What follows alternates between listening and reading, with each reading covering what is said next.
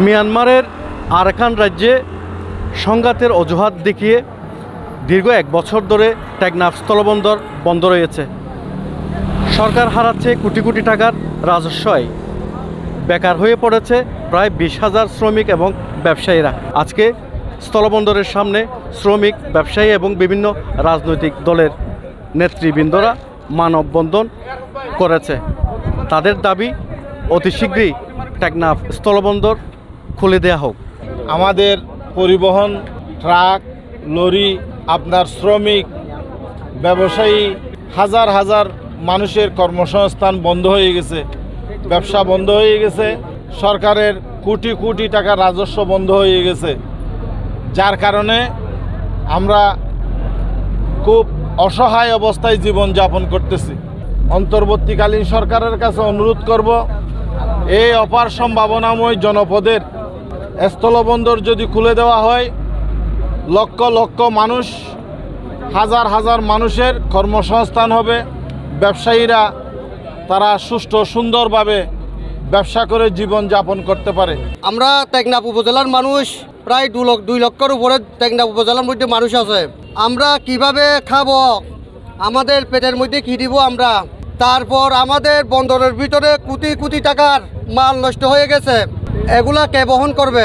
এবং আমি আরো বলতে চাই বাংলাদেশ সরকারকে, আমরা নাফ নদীও যদি বন্ধ হয়, বঙ্গোপসাগরও যদি বন্ধ হয় এবং করিডোরও যদি বন্ধ হয়, ট্যুরিজমও যদি বন্ধ হয়, আমরা কি করে খাবো? আমরা বাংলাদেশ সরকারের প্রতি আমার এটা প্রশ্ন।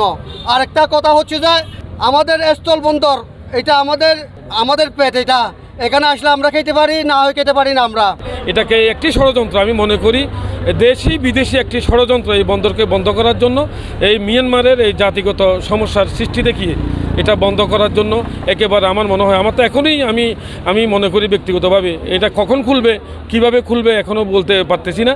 তবে আমি মনে করব এইভাবে যদি দিনের পর দিন যদি এই স্থলবন্দর যদি বন্ধ হয়ে যায়, তাহলে আমাদের যেই সমস্যা, আমাদের যে বেকার সমস্যা দিন দিন বেড়ে যাবে। আমাদের যেমনি শাহবদ্বীপ করিডোর বন্ধ, এখানে আবার টেকনাফ স্থলবন্দর, তাহলে এই টেকনাফ মাস চলবে কীভাবে? এবার সরকার হাজার কোটি টাকা রাজস্ব পেয়েছে, হঠাৎ করে এই বন্দর বন্ধ হয়ে গেছে। এই বন্দর কেন বন্ধ হয়েছে?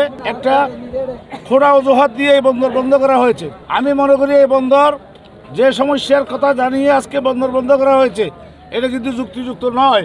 সরকার যদি ইচ্ছে করে 2 দেশের মধ্যে বসে কিছু সমস্যা যেগুলো আছে সেই সমস্যার সমাধান করা খুব সহজ বিষয়। আমি সরকারের কাছে দাবি উত্থাপন করব, আজকে আমাদের আয় ইনকামের, ব্যবসা বাণিজ্যের দ্বার, বিশেষ করে টেকনাফ স্থলবন্দর, শাহবদ্বীপের করিডোর এবং সেন্ট মার্টিনের যাতায়াত ব্যবস্থা সীমিত করার কারণে আজকে টেকনাফে বৈধ ব্যবসা বন্ধ।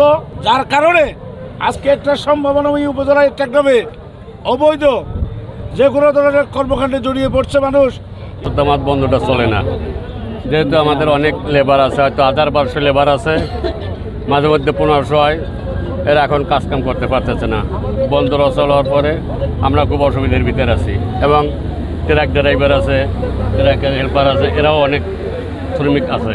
স্থলবন্দর থেকে মিজানুর রহমান মিজান, রূপালী, বাংলাদেশ।